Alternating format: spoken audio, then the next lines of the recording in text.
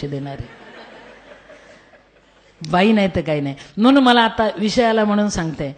खरं सांगू, घरात 2 लेकरं असतात, मुलगी आणि मुलगा. बायकोला न्याय नक्की मिळावा, 7-12वर तर खात्रीने मिळावा. आणि ते सुरू झाली, आता कलम सुरू झालं. कारण कल्पना करा, आपण जगतो दररोज, घरामध्ये 2 मुलं असतात, हम दो हमारे दो, मुलगी आणि मुलगा. आई पहिलं काम पोराला सांगते, बेटा पाहुणे आले, तुझा बाप घरी नाही, 1 रुपयाचं दूध घेऊन ये. पोरग पटकन जातं का? आठवतं का तुम्हाला तुम्ही पटकन गेलेले? नाही जात. ते एक करते, दणादणा पाया पडते, घसरलेली चड्डी वर सरकवते, आडव्या हाताने नाक पुसते आणि आईला सांगते मी नाही जात जा. तरी आई सांगते अरे शेंगदाणे दिल, गुळ दिल, जा रे बेटा. त्यावेळेस ती आई काय करते माहिती आहे? तोंडावर हात फिरवून सांगते जा रे. एवढे प्रलोभनं दिल्यानंतर ते कार्ट जाते.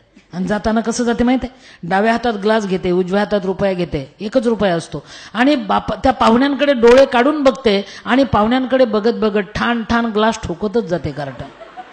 ते पाहुण्यांना सांगते दूध आणतो लेको, दम धरा, पाहुणे आलात ना. हे पोरग, फरक बघा. हे पोरग, पोरीला सांगा बरं. वेळ आहे ना आपल्याला? भरपूर.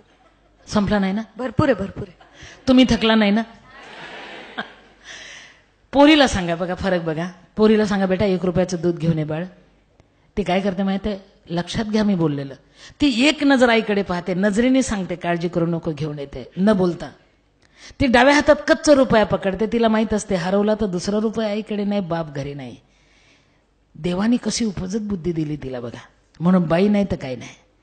ती उजव्या हातात ग्लास घेते, पाहुण्यांकडे हळूच बघते, खाली मान घालते आणि पाहुण्यांच्या समोरून दुधाला जाताना फाटक्या फ्रॉकमध्ये ग्लास झाकून नेते.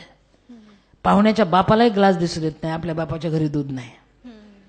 फाटक्या फ्रॉकमध्ये ग्लास झाकून नेते. म्हणजे त्या पाहुण्यांना कळतच नाही ही दुधाला गेली. दूध घेऊन हळूच आईच्या हातात देते. म्हणून लक्षात घ्या, बापाची गरिबी झाकायसाठी मुलीचा जन्म आहे, देशाची वेदना झाकायसाठी स्त्रीचा जन्म आहे बाबा.